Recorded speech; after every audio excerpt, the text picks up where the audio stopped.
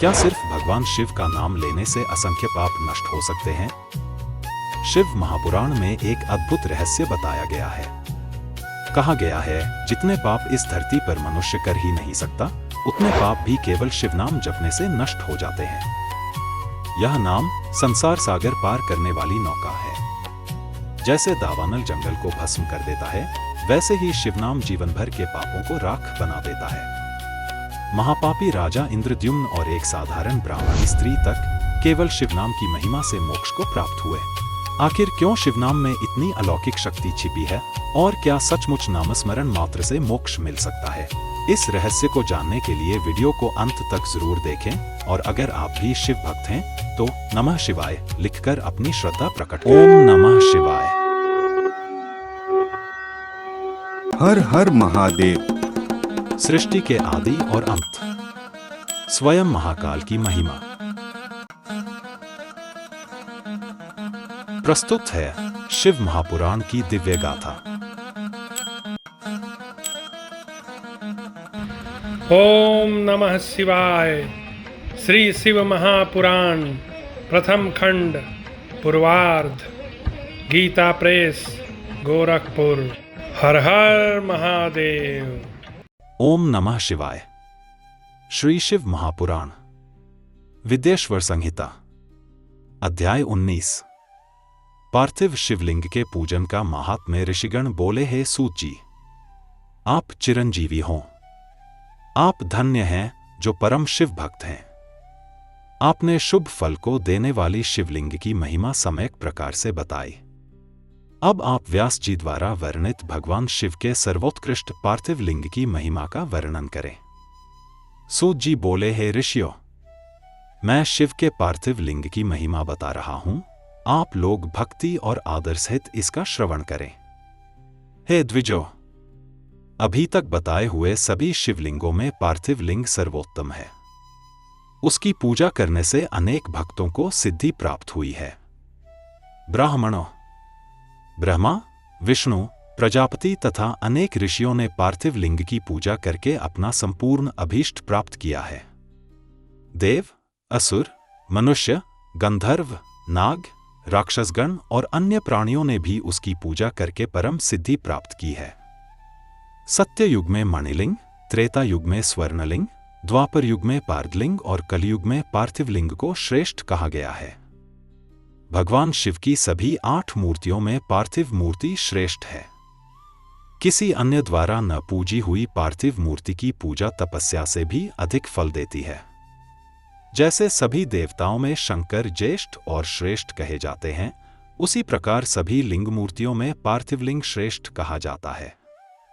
जैसे सभी नदियों में गंगा ज्येष्ठ और श्रेष्ठ कही जाती है, वैसे ही सभी लिंग मूर्तियों में पार्थिव लिंग श्रेष्ठ कहा जाता है। जैसे सभी मंत्रों में प्रणव महान कहा गया है, उसी प्रकार शिव का यह पार्थिव लिंग श्रेष्ठ, आराध्य तथा पूजनीय होता है।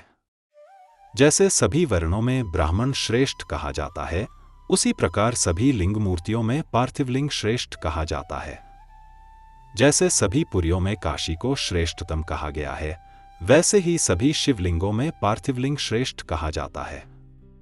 जैसे सभी व्रतों में शिवरात्रि का व्रत सर्वोपरि है, उसी प्रकार सभी शिवलिंगों में पार्थिव लिंग सर्वश्रेष्ठ कहा जाता है। जैसे सभी देवियों में शैवी शक्ति प्रधान मानी जाती है, उसी प्रकार सभी शिवलिंगों में पार्थिव लिंग प्रधान माना जाता है। जो पार्थिव लिंग का निर्माण करने के बाद किसी अन्य देवता की पूजा करता है, उसकी वह पूजा तथा स्नानदान आदि की क्रियाएं व्यर्थ हो जाती हैं। पार्थिव पूजन अत्यंत पुण्यदायी तथा सब प्रकार से धन्य करने वाला, दीर्घायुष्य देने वाला है। यह तुष्टि, पुष्टि और लक्ष्मी प्रदान करने वाला है। अतः श्रेष्ठ साधकों को पूजन अवश्य करना चाहिए। उपलब्ध उपचारों से भक्ति श्रद्धा पूर्वक पार्थिव लिंग का पूजन करना चाहिए। यह सभी कामनाओं की सिद्धि देने वाला है। जो सुंदर वेदी सहित पार्थिव लिंग का निर्माण करके उसकी पूजा करता है, वह इस लोक में धन धान्य से संपन्न होकर अंत में रुद्रलोक को प्राप्त करता है। जो पार्थिव लिंग का निर्माण करके बिल्व पत्रों से 11 वर्ष तक उसका त्रिकाल पूजन करता है, वह अपने इसी शरीर से रुद्रलोक में प्रतिष्ठा प्राप्त करता है। उसके दर्शन और स्पर्श से मनुष्यों के सभी पाप नष्ट हो जाते हैं। वह जीवन मुक्त ज्ञानी और शिव स्वरूप है, इसमें संशय नहीं है। उसके दर्शन मात्र से भोग और मोक्ष की प्राप्ति होती है। जो पार्थिव शिवलिंग का निर्माण करके जीवन पर्यंत नित्य उसका पूजन करता है, वह शिवलोक प्राप्त करता है। वह असंख्य वर्षों तक भगवान शिव के सानिध्य में शिवलोक में वास करता है और कोई कामना शेष रहने पर वह भारतवर्ष में सम्राट बनता है।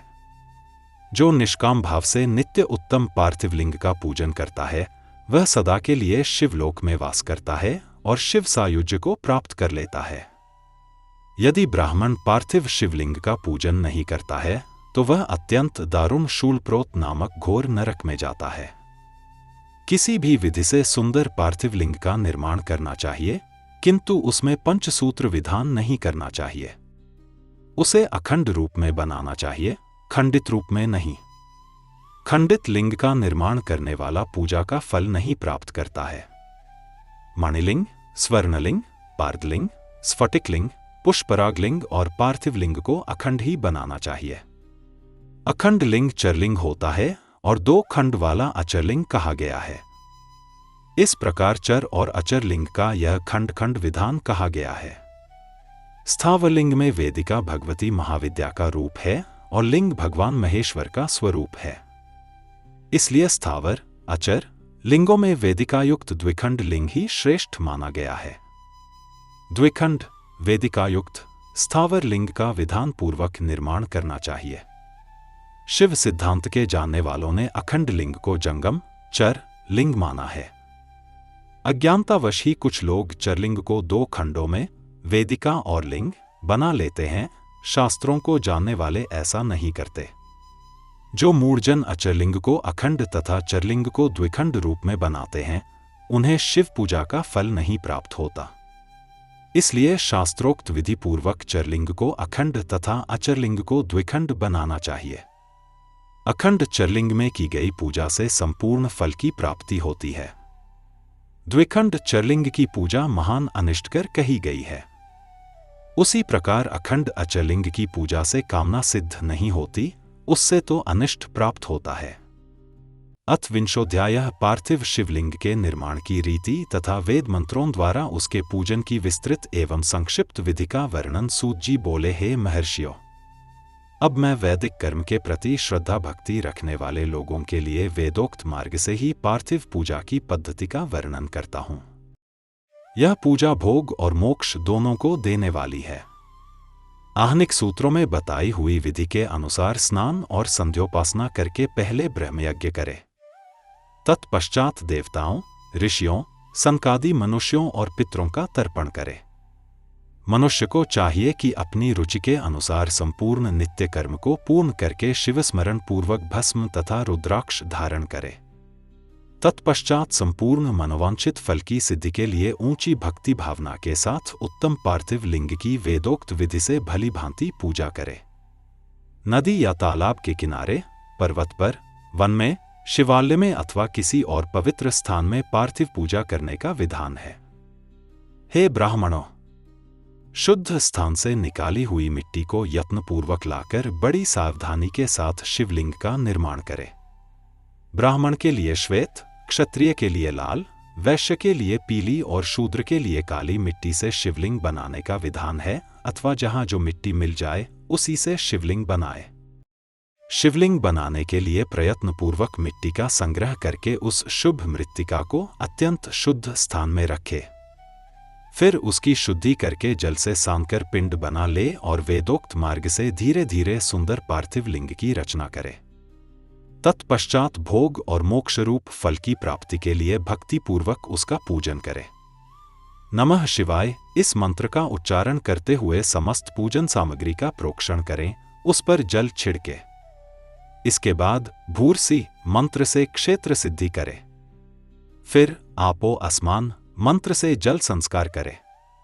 इसके बाद नमस्ते रुद्र मंत्र से स्फटिका बंध, स्फटिक शिला का घेरा बनाने की व्यवस्था कही गई है। नमः शंभवाय मंत्र से क्षेत्र शुद्धि और पंचामृत का प्रोक्षण करे।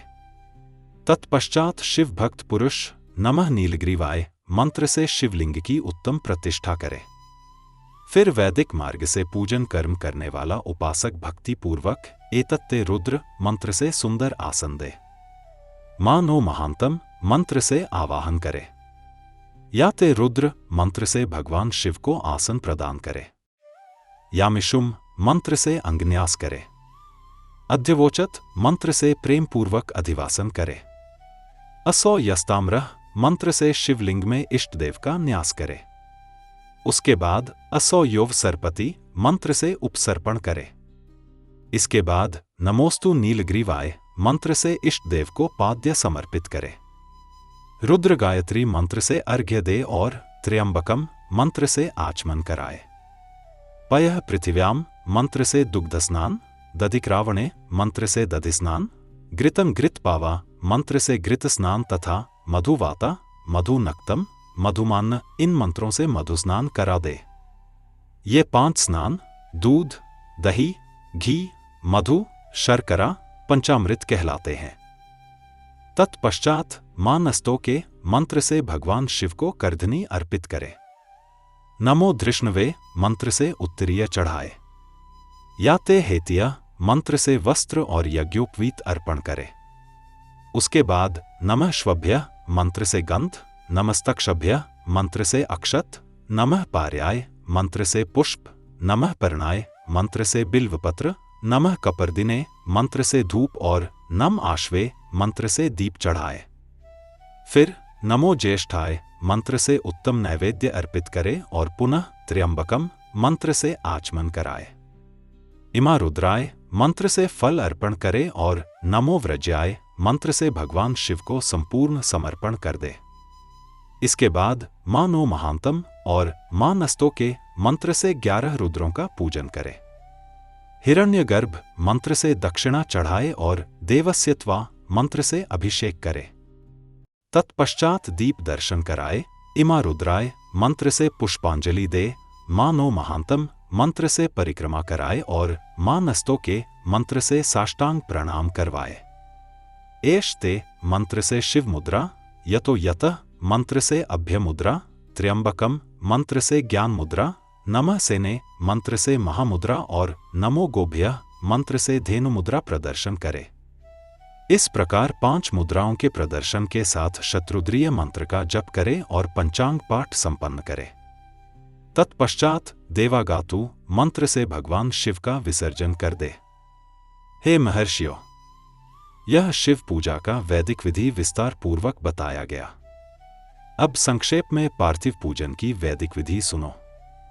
सद्योजातम मंत्र से मिट्टी लाकर, वामदेवाय मंत्र से उसे जल से भिगोकर, अघोरे मंत्र से लिंग निर्माण करो। तत्पुरुषाय मंत्र से आवाहन और ईशानाय मंत्र से वेदी पर प्रतिष्ठा करो। इसके अतिरिक्त जो भी विधियां हैं उन्हें भी संक्षेप में संपन्न करना चाहिए। फिर पंचाक्षरी मंत्र अथवा गुरु के दिए हुए मंत्र से षोडशोपचार की पूजा करो। चाहे भवाय भवनाशाय महादेवाय धीमहि, उग्राय उग्रनाशाय शर्वाय शशिमौलिने इस मंत्र का प्रयोग करके भगवान शंकर की पूजा करो। जो भ्रम छोड़कर भक्ति भाव से शिव की पूजा करता है, शिव भक्ति भाव से ही फल देने वाले हैं। अब मैं एक और सरल तथा सर्वसाधारण के लिए योग्य पूजन विधि बताता हूं। पार्थिव लिंग की पूजा भगवान शिव के नामों द्वारा की जाती है। शिव के 8 नाम बताए गए हैं: हर, महेश्वर, शंभु, शूलपाणि, पिनाकदृक्, शिव, पशुपति और महादेव। इन 8 नामों में से प्रत्येक नाम का कार के साथ उच्चारण करके और नमः लगाकर पूजन किया जाता है। प्रथम हराय नमः का उच्चारण करके मिट्टी लाओ, महेश्वराय नमः कहकर लिंग निर्माण करो, शंभवे नमः से प्रतिष्ठा करो, शूलपाणे नमः से आवाहन करो, पिनाकदृशे नमः से स्नान कराओ, शिवाय नमः से पूजा करो, पशुपत्ये नमः से क्षमा मांगो और महादेवाय नमः से विसर्जन कर दो। इस प्रकार परम आनंद और भक्ति भाव से पूजा कर्म संपन्न करना चाहिए। अध्याय 20 कामना भेद से पार्थिव लिंग के पूजन का विधान। ऋषिगण बोले, हे व्यास शिष्य सूत जी, हे महाभाग, आपको नमस्कार है। आपने अच्छी तरह पार्थिव पूजन की विधि बताई। अब बताइए कि मनोवांछित फल की प्राप्ति के लिए कितनी संख्या में पार्थिव लिंगों का पूजन करना चाहिए।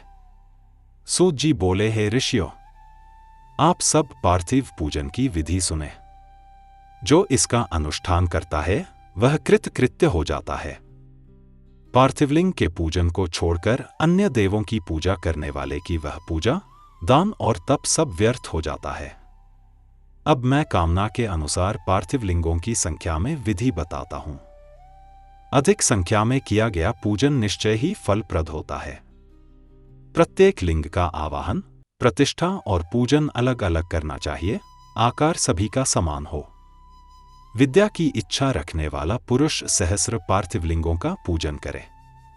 धन की इच्छा रखने वाले को 500, पुत्र संतान चाहने वाले को 1500 और वस्त्र प्राप्ति चाहने वाले को 500 पार्थिव लिंगों का अर्चन करना चाहिए। मोक्ष कामना वाले को अत्यधिक कोटि लिंगों का अर्चन करना है। भूमि चाहने वाले को 1000, दया की इच्छा रखने वाले को 3000 और तीर्थाटन की कामना वाले को 2000 लिंगों का पूजन करना चाहिए। मित्र प्राप्ति की इच्छा रखने वाले को 3000, वशीकरण की इच्छा रखने वाले को 800, मारण के लिए 700, मोहन के लिए 800, उच्चाटन के लिए 1000, स्तंभन के लिए भी 1000 और द्वेषण के लिए 500 लिंगों का पूजन बताया गया है।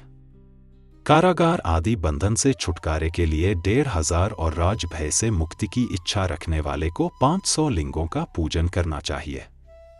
चोरी आदि भयानक संकट से बचने के लिए 200 और डाकिनी, योगिनी आदि के भय से बचने के लिए 500 पार्थिव लिंगों का पूजन करना चाहिए। दरिद्रता दूर करने के लिए 5000 और सर्वकामना पूर्ति के लिए 10,000 पार्थिव लिंगों का अर्चन करना चाहिए। कहा गया है, एक ही लिंग का पूजन पाप नाशक है, 2 लिंगों का पूजन अर्थ सिद्धिकर है और 3 लिंगों का पूजन सर्वकामनाओं की पूर्तिकर है। संख्या जितनी बढ़ती है फल उतना श्रेष्ठ होता चलता है। 10,000 लिंगों का पूजन करने वाला मनुष्य राज भय से मुक्त होकर निर्भय हो जाता है। कारागार आदि संकट से मुक्त होने के लिए 10,000, डाकिनी आदि भय से मुक्त होने के लिए 7,000 लिंगार्चन करना चाहिए। पुत्रहीन को 55,000, कन्या संतान चाहने वाले को 10,000, देवतुल्य ऐश्वर्य के इच्छुक को भी 10,000 और अतुल्य धन संपत्ति के इच्छुक को 10 लाख लिंगार्चन करना चाहिए। जो मनुष्य 1 करोड़ पार्थिव लिंगों का अर्चन कर लेता है वह स्वयं शिव स्वरूप हो जाता है। इसमें तनिक भी संदेह नहीं है। पार्थिव पूजा करोड़ों यज्ञ का फल देने वाली है और वह भुक्ति, भोग और मुक्ति दोनों देती है। जो लोग प्रतिदिन शिवलिंग का पूजन नहीं करते उनका जीवन व्यर्थ हो जाता है। उनके लिए महान हानि बताई गई है। एक ओर सारे दान, व्रत, तीर्थ, नियम और यज्ञ हैं और उनके बराबर दूसरी ओर पार्थिवलिंग पूजन है। विशेषकर कलयुग में लिंगार्चन से बढ़कर कोई साधन नहीं है, यह समस्त शास्त्रों का निश्चित मत है। शिवलिंग भुक्ति और मुक्ति देने वाला है तथा सभी आपदाओं को दूर करने वाला है। उसका नित्य पूजन करने वाला मनुष्य शिव सायुज्य की प्राप्ति करता है। महर्षियों को नित्य शिव नाममय पार्थिव लिंग की पूजा करनी चाहिए। यह सभी लिंगों में श्रेष्ठ है। लिंग 3 प्रकार का कहा गया है, उत्तम, मध्यम और अधम। जो 4 अंगुल ऊंचा, वेदयुक्त और सुंदर हो वह उत्तम है। उसका आधा मध्यम और उससे आधा अधम माना गया है। जो श्रद्धा और भक्ति से अनेकों लिंगों की नित्य पूजा करता रहता है उसे सभी इच्छित फल मिलते हैं। वेदों और शास्त्रों का अनुभव यही है कि लिंग पूजन से बड़ा कोई पुण्य नहीं है। इसीलिए विद्वान पुरुष को सभी अन्य कर्म प्रपंच छोड़कर भक्ति से केवल शिवलिंग का विधिवत पूजन करना चाहिए। लिंग की पूजा होने पर संपूर्ण चराचर जगत की पूजा हो जाती है। इस संसार सागर में डूबे हुए लोगों के लिए लिंग पूजन से अलग अन्य कोई नाव, साधन नहीं है। अध्याय 21 पार्थिव पूजन वर्णन। ब्रह्मा विष्णु आदि देवता, मुनिगण, यक्ष, राक्षस, गंधर्व, चारण, सिद्धजन, दैत्य, दानव, शेष आदि नाग, गरुड़ और अन्य पक्षी, प्रजापति, मनु, किन्नर और मानव सबने शिवलिंग का पूजन करके अपने मन में स्थित अभिष्ट कामनाओं को प्राप्त किया। ब्राह्मण, क्षत्रिय, वैश्य, शूद्र अथवा विलोम संकर कोई भी क्यों न हो, वह अपने अधिकार के अनुसार वैदिक अथवा तांत्रिक मंत्र से सदा आदर पूर्वक शिवलिंग की पूजा करे। हे ब्राह्मणों, हे महर्षियों, शिवलिंग के पूजन में स्त्रियों का तथा अन्य सभी लोगों का भी अधिकार है। द्विजों के लिए वैदिक पद्धति से ही शिवलिंग की पूजा श्रेष्ठ है, परंतु अन्य लोगों के लिए वैदिक मार्ग से पूजा करने की सम्मति नहीं है। वेदज्ञ द्विजों को वैदिक मार्ग से ही पूजन करना चाहिए, अन्य मार्ग से नहीं, यह भगवान शिव का कथन है। दधीचि, गौतम आदि के शाप से जिनका चित्त दग्ध हो गया है, उन द्विजों में वैदिक कर्म में श्रद्धा नहीं होती। जो मनुष्य वेदों तथा स्मृतियों में कहे हुए सत्कर्मों की अवहेलना करके दूसरे कर्म को करने लगता है, उसका मनोरथ कभी सफल नहीं होता। इस प्रकार विधिपूर्वक भगवान शंकर का नैवेद्य अर्पण कर पूजन करना चाहिए। उनकी त्रिभुवनमयी 8 मूर्तियों का भी पूजन करना चाहिए: पृथ्वी, जल, अग्नि, वायु, आकाश, सूर्य, चंद्रमा तथा यजमान। इन मूर्तियों के साथ शर्व, भव, रुद्र, उग्र, भीम, ईश्वर, महादेव तथा पशुपति नामों की भी अर्चना की जानी चाहिए। इसके बाद ईशान, नंद, चंड, महाकाल, भृंगी, वृष, स्कंद, कपर्दीश्वर, सोम और शुक्र ये भगवान शिव के परिवारजन हैं। इनका उत्तम भक्ति भाव से पूजन करना चाहिए। तत्पश्चात विधिपूर्वक 11 रुद्रों की पूजा करनी चाहिए।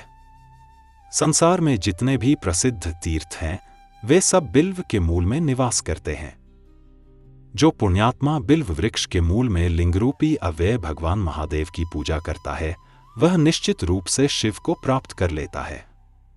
जो प्राणी बिल्व वृक्ष के मूल में शिवजी के मस्तक पर अभिषेक करता है, वह समस्त तीर्थों में स्नान करने का फल प्राप्त कर पृथ्वी पर पवित्र हो जाता है। इस बिल्व वृक्ष के मूल में बने हुए उत्तम थाले को जल से परिपूर्ण देखकर भगवान शिव अत्यंत प्रसन्न होते हैं। जो व्यक्ति गंध पुष्प आदि से बिल्व वृक्ष के मूल का पूजन करता है, वह शिवलोक को प्राप्त करता है और उसके संतान तथा सुख की वृद्धि होती है। जो मनुष्य बिल्व वृक्ष के मूल में आदर पूर्वक दीपमाला का दान करता है, वह तत्वज्ञान से संपन्न होकर महादेव के सानिध्य को प्राप्त हो जाता है। जो बिल्व शाखा को हाथ से पकड़कर उसके नवपल्लव को ग्रहण करके बिल्व की पूजा करता है, वह समस्त पापों से मुक्त हो जाता है। जो पुरुष भक्तिपूर्वक बिल्व वृक्ष के नीचे एक शिव भक्त को भोजन कराता है, उसे करोड़ों मनुष्यों को भोजन कराने का पुण्य प्राप्त होता है। जो बिल्व वृक्ष के नीचे दूध और घी से युक्त अन्न शिव भक्त को प्रदान करता है, वह दरिद्र नहीं रह जाता। हे ब्राह्मणों, इस प्रकार मैंने सांगोपांग शिवलिंग के पूजन विधान को कह दिया है। इसमें प्रवृत्त और निवृत्त मार्गियों के लिए 2 भेद हैं। प्रवृत्ति मार्गियों के लिए पीठ पूजा इस भूतल पर संपूर्ण अभीष्ट वस्तुओं को देने वाली होती है। प्रवृत्त पुरुष को चाहिए कि सुपात्र गुरु आदि के द्वारा ही सारी पूजा संपन्न करे। शिवलिंग का अभिषेक करने के पश्चात अन्न से नैवेद्य लगाना चाहिए। फिर पंचाक्षर मंत्र का जप करके शत्रुद्रिय का पाठ तथा स्तुतियां करनी चाहिए और शिव पंचांग का पाठ करना चाहिए। तत्पश्चात परिक्रमा और नमस्कार करके शिवलिंग का विसर्जन करना चाहिए। पूजा के समय सदैव उत्तराभिमुख होकर ही बैठना उचित है। पूजक को पूर्व, उत्तर और पश्चिम दिशा में नहीं बैठना चाहिए, केवल दक्षिण दिशा में उत्तराभिमुख होकर बैठना चाहिए। बिना भस्म का त्रिपुंड्र लगाए, बिना रुद्राक्ष की माला धारण किए और बिना बिल्व पत्र चढ़ाए भगवान शंकर की पूजा नहीं करनी चाहिए। यदि भस्म उपलब्ध न हो तो मिट्टी से भी त्रिपुंड्र बनाना चाहिए। अध्याय 22 शिव नैवेद्य भक्षण का निर्णय एवं बिल्व पत्र का महात्म्य। ऋषिगण बोले, हे महामुने, हमने पहले सुना है कि भगवान शिव को अर्पित किया गया नैवेद्य अग्राह्य होता है, अतः उसके विषय में निर्णय तथा बिल्व पत्र का महात्म्य बताइए। सूत जी बोले, हे मुनियों, अब सावधानी से सुनो। जो शिव भक्त शुद्ध, पवित्र और दृढ़ निश्चयी है, उसे शिव नैवेद्य अवश्य ग्रहण करना चाहिए और अग्राह्य भावना का त्याग करना चाहिए। शिव नैवेद्य को देखने मात्र से ही सभी पाप दूर हो जाते हैं और उसे भक्षण करने से करोड़ों पुण्य स्वतः प्राप्त होते हैं। 1000 यज्ञों से भी अधिक फल शिव नैवेद्य खाने से मिलता है और इससे शिव सायुज्य की प्राप्ति भी हो जाती है। जिस घर में शिव नैवेद्य होता है वह घर पवित्र हो जाता है और अन्य को भी पवित्र करता है। आया हुआ शिव नैवेद्य प्रसन्नता पूर्वक ग्रहण करना चाहिए। जो व्यक्ति उसे खाने में विलंब करता है वह पाप का भागी होता है। जिसमें शिव नैवेद्य ग्रहण करने की इच्छा नहीं होती वह महान पापी नरक को जाता है। स्वर्ण, रजत, रत्न, स्फटिक, शालग्राम आदि शिवलिंगों को अर्पित नैवेद्य का भक्षण चांद्रायण व्रत के समान फल देने वाला माना गया है। यहां तक कि ब्रह्महत्या करने वाला भी यदि पवित्र होकर शिव का निर्माल्य खाता है तो उसके पाप नष्ट हो जाते हैं। जहां चंड का अधिकार हो वहां शिव नैवेद्य मनुष्यों को नहीं करना चाहिए और जहां चंड का अधिकार न हो वहां भक्तिभाव से भक्षण करना चाहिए। शिवलिंग को स्नान कराकर उसके स्नानजल को 3 बार पीने से भी समस्त पाप शीघ्र नष्ट हो जाते हैं। हे मुनिवरों, इस प्रकार शिव नैवेद्य का निर्णय कहा गया। अब बिल्व पत्र का महात्म्य सुनो। बिल्व वृक्ष स्वयं महादेव स्वरूप है, देवताओं द्वारा भी उसकी स्तुति की गई है। अध्याय 23। भस्म, रुद्राक्ष और शिवनाम के महात्म्य का वर्णन। ऋषिगण बोले, हे महाभाग सूत जी, अब आप परम उत्तम भस्म महात्म्य का विस्तार पूर्वक वर्णन कीजिए। भस्म महात्म्य, रुद्राक्ष महात्म्य तथा नाम महात्म्य, इन तीनों का प्रसन्नता पूर्वक प्रतिपादन कीजिए और हमारे हृदय को आनंदित कीजिए। सूत जी बोले, हे महर्षियों, आपने बहुत उत्तम प्रश्न किया है। यह समस्त लोगों के लिए हितकारी विषय है। इस संसार में जिनके देवता भगवान शिव हैं, उन्हीं के लिए यह कथा प्रिय है। वे ही धन्य और कृतार्थ हैं जिन्होंने शिव की उपासना कर अपने कुल का उद्धार किया है। जिनके मुख में सदा शिव शिव का उच्चारण रहता है, पाप उनका उसी तरह स्पर्श नहीं कर सकते जैसे अंगार को कोई छू नहीं सकता। जिस मुख से श्री शिवाय नमस्तुभ्यम कहा जाता है वह मुख स्वयं तीर्थ बन जाता है और पापों का विनाश करता है। जो व्यक्ति प्रसन्नता पूर्वक ऐसे मुख का दर्शन करता है उसे तीर्थ सेवन का फल प्राप्त होता है। शिवनाम, विभूति, भस्म और रुद्राक्ष ये तीनों त्रिवेणी के समान महापुण्य माने गए हैं। जिसके शरीर पर भस्म, गले में रुद्राक्ष और मुख में शिवनाम है उसका दर्शन ही पापहारक होता है। जिसके मस्तक पर विभूति नहीं है, शरीर पर रुद्राक्ष नहीं है और मुख में शिवमयी वाणी नहीं है, उसे अधम पुरुष के समान त्याग देना चाहिए। भगवान शिव का नाम गंगा है, विभूति यमुना मानी गई है तथा रुद्राक्ष को सरस्वती कहा गया है। इन तीनों की संयुक्त त्रिवेणी पापों का नाश करने वाली है। बहुत पहले ब्रह्मा जी ने त्रिवेणी स्नान के फल और इन तीनों शिवनाम, विभूति, रुद्राक्ष के संयुक्त फल की तुलना की और पाया कि दोनों समान हैं। इसी कारण देवताओं ने भी इन तीनों को धारण करना प्रारंभ किया। हे महर्षि, भगवान शिव के नाम से जितने पाप नष्ट होते हैं उतने पाप मनुष्य इस भूतल पर कर ही नहीं सकता। हे मुने, ब्रह्महत्या जैसे पापों की समस्त अपरिमित राशियां शिवनाम लेने से शीघ्र ही नष्ट हो जाती हैं। जो शिवनाम रूपी नौका पर आरूढ़ होकर संसार सागर को पार करते हैं, उनके जन्म मरण रूप संसार के मूलभूत सारे पाप निश्चय ही नष्ट हो जाते हैं। हे महामुने, संसार के मूलभूत पातक रूपी वृक्ष का शिवनाम रूपी कुठार से निश्चित ही नाश हो जाता है। जो पाप रूपी दावानल से पीड़ित हैं, उन्हें शिवनाम रूपी अमृत का पान करना चाहिए।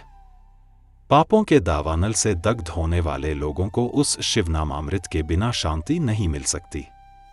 जो शिवनाम रूपी सुधा की वृष्टि में गोते लगाते हैं, वे संसार रूपी दावानल के बीच में खड़े होकर भी कभी शोक के भागी नहीं होते। जिन महात्माओं के मन में शिवनाम के प्रति गहरी भक्ति है, उनकी सहसा और सर्वथा मुक्ति हो जाती है।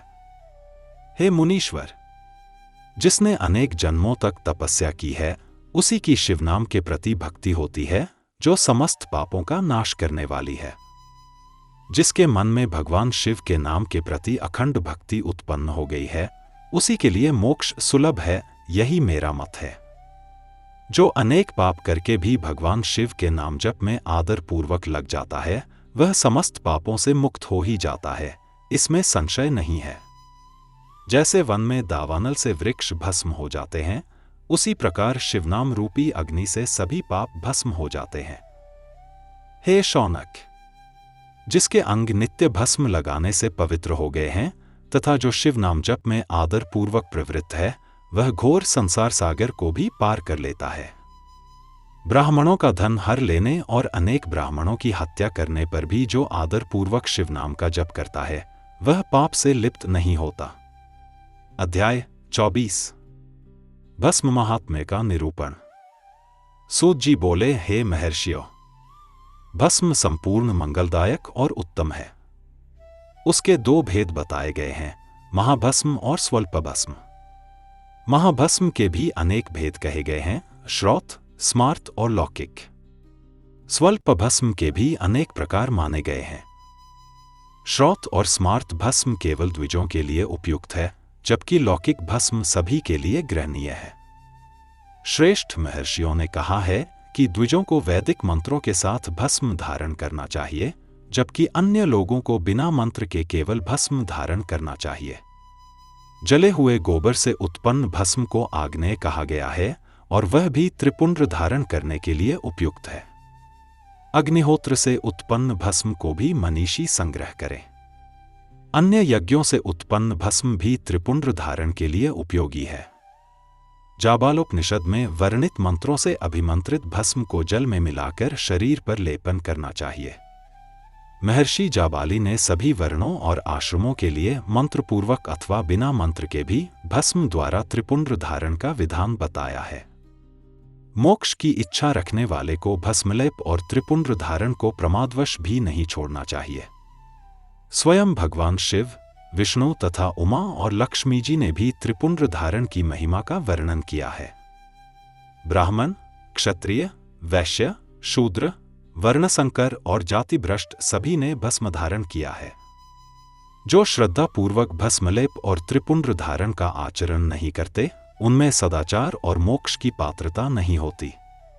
उनके लिए करोड़ों जन्मों तक संसार से मुक्ति संभव नहीं है और वे शिवज्ञान से वंचित रहते हैं।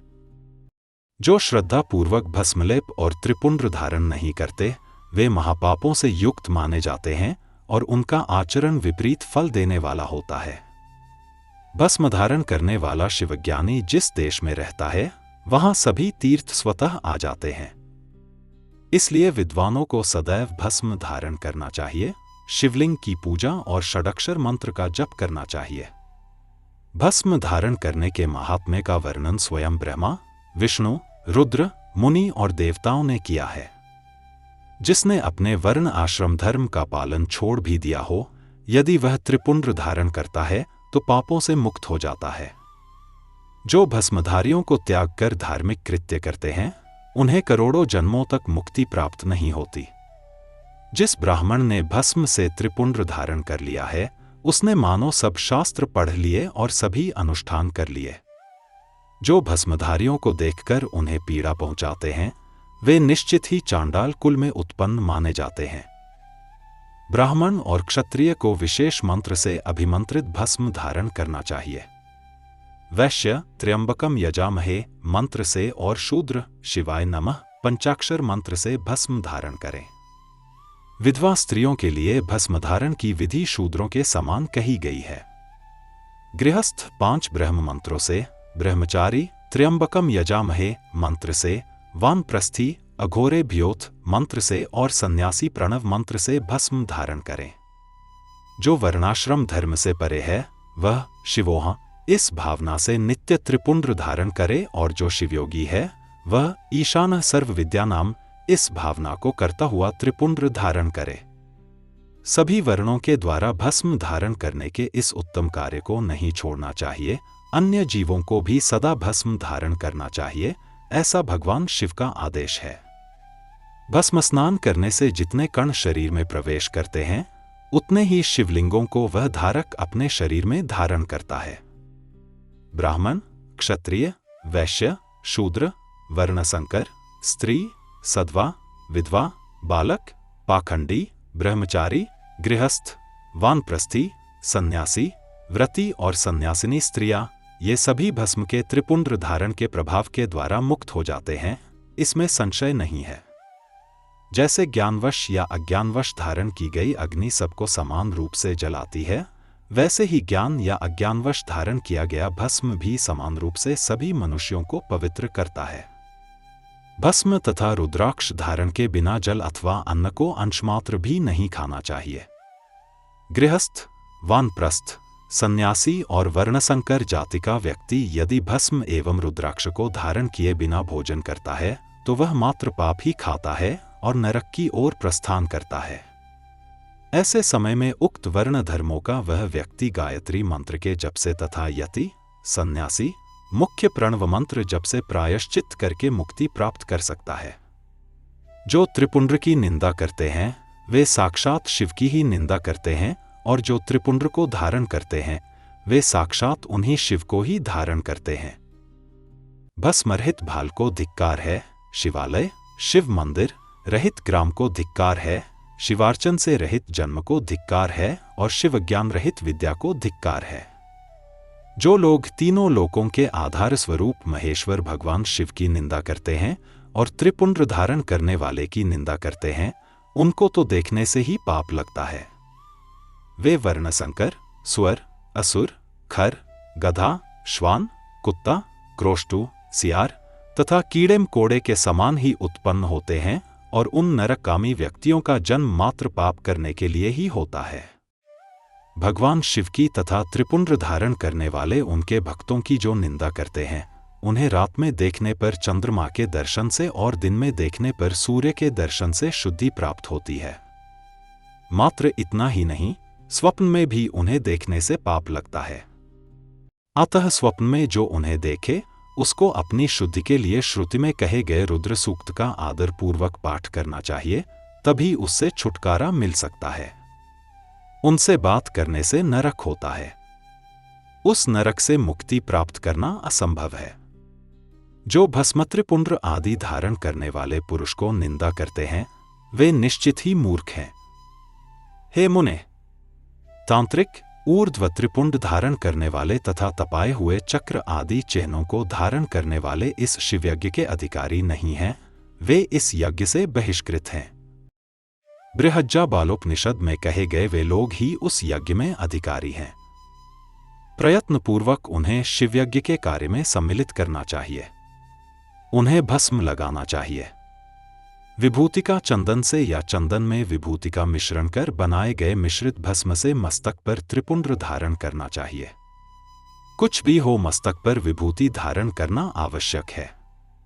यदि बुद्धि नहीं है तो भी यह करना सदा लोगों के लिए आवश्यक ही है। ब्रह्मचारिणी, सधवा तथा विधवा स्त्रियों और ब्राह्मणादि द्विजों को केश पर्यंत भस्म धारण करना चाहिए। इसी प्रकार ब्रह्मचर्यादि आश्रम वालों को भी स्वच्छ विभूति धारण करना उचित है, क्योंकि विभूति मोक्ष देने वाली, समस्त पाप का नाश करने वाली और अपवर्ग फलदायिनी है। जो भस्म द्वारा विधिपूर्वक त्रिपुंड्र धारण करता है वह महापातक समूहों और उपपातकों से मुक्त हो जाता है।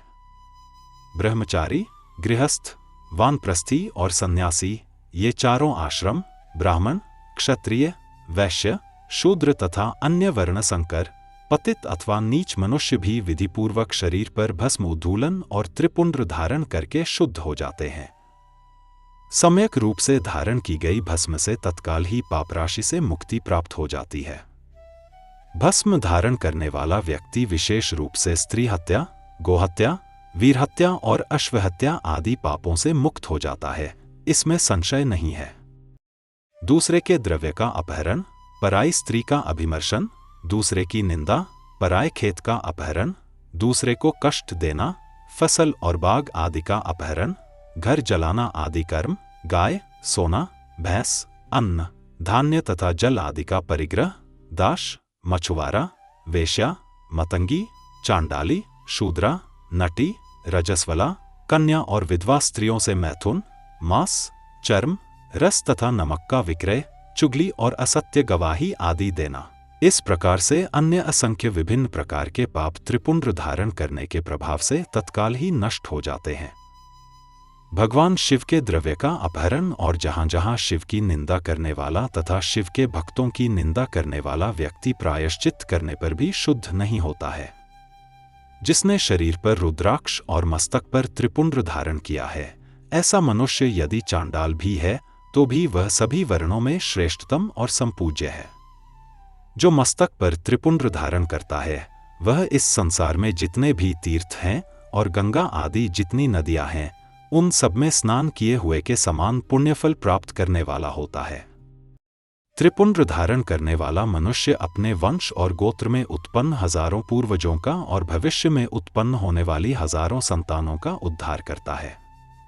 जो त्रिपुंड्र धारण करता है, उसे इस लोक में रोगरहित दीर्घ आयु प्राप्त होती है और वह संपूर्ण भोगों का उपभोग करके जीवन के अंतिम समय में सुखपूर्वक मृत्यु को प्राप्त करता है। मृत्यु के पश्चात वह अणिमा, महिमा आदि आठों ऐश्वर्यों और सद्गुणों से युक्त दिव्य शरीर वाले शिव को प्राप्त करता है और दिव्यलोक के देवों से सेवित दिव्य विमान पर चढ़कर शिवलोक को जाता है।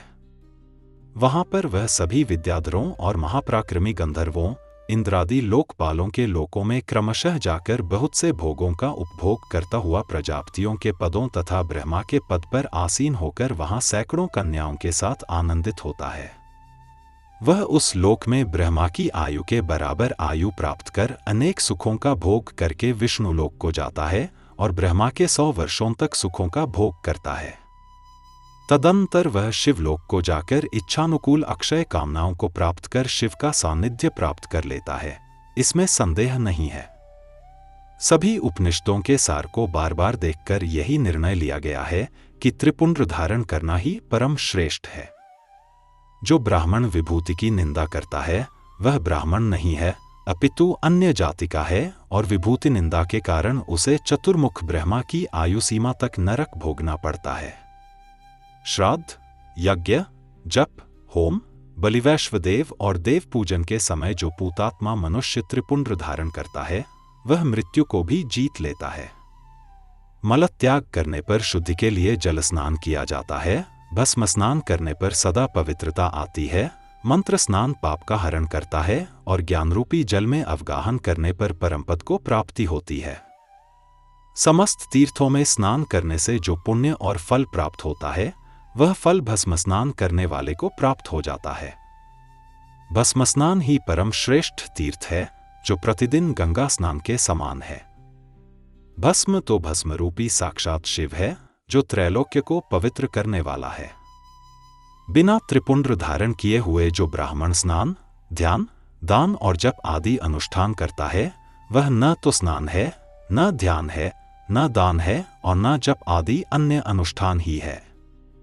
वानप्रस्थ, कन्या और दीक्षारहित मनुष्यों को मध्याह्न के पूर्व ही जल से युक्त त्रिपुंड्र धारण करना चाहिए, किंतु मध्याह्न के पश्चात जल रहित भस्म से त्रिपुंड्र धारण करना उचित है। इस प्रकार श्रद्धा पूर्वक दृढ़ निश्चय वाला जो व्यक्ति नित्य त्रिपुंड्र धारण करता है, उसे ही शिव भक्त जानना चाहिए। उसी को भुक्ति तथा मुक्ति प्राप्त होती है। जिसके अंग पर प्रचुर पुण्य देने वाला एक भी रुद्राक्ष नहीं है और वह त्रिपुंड्र से भी रहित है, उसका जन्म लेना व्यर्थ है। इस प्रकार मैंने संक्षेप से त्रिपुंड्र का महात्म्य बताया है। यह समस्त प्राणियों के लिए गोपनीय रहस्य है, अतः आपको भी इसे गुप्त ही रखना चाहिए। मुनिवरों, ललाट आदि सभी निर्दिष्ट स्थानों में जो भस्म से 3 तिरछी रेखाएं बनाई जाती हैं, उन्हीं को विद्वानों ने त्रिपुंड्र कहा है। भौहों के मध्य भाग से लेकर जहां तक भौहों का अंत है, उतना बड़ा त्रिपुंड्र ललाट में धारण करना चाहिए। मध्यमा और अनामिका अंगुली से 2 रेखाएं बनाकर बीच में अंगुष्ठ से प्रतिलोम भाव से की गई रेखा त्रिपुंड्र कहलाती है। अथवा बीच की 3 अंगुलियों से भस्म लेकर यत्नपूर्वक भक्ति भाव से ललाट में त्रिपुंड्र धारण करे। त्रिपुंड्र अत्यंत उत्तम तथा भोग और मोक्ष देने वाला है। त्रिपुंड्र की तीनों रेखाओं के 9 देवता हैं, जो विभिन्न अंगों में स्थित रहते हैं। पहली रेखा के देवता आकार, गारहपत्य अग्नि, पृथ्वी, धर्म, रजोगुण, ऋग्वेद, क्रियाशक्ति, प्रातः सवन और महादेव। दूसरी रेखा के देवता उकार, दक्षिणाग्नि, आकाश, सत्वगुण, यजुर्वेद, माध्यन्दिन सवन, इच्छाशक्ति, अंतरात्मा और महेश्वर। तीसरी रेखा के देवता मकार, आहवनीय अग्नि, परमात्मा, तमोगुण, द्युलोक, ज्ञान शक्ति, सामवेद, तृतीय सवन और शिव। इस प्रकार स्थान देवताओं को नित्य उत्तम भक्ति भाव से नमस्कार करके स्नान आदि से शुद्ध पुरुष यदि त्रिपुंड्र धारण करे तो वह भोग और मोक्ष दोनों प्राप्त कर लेता है।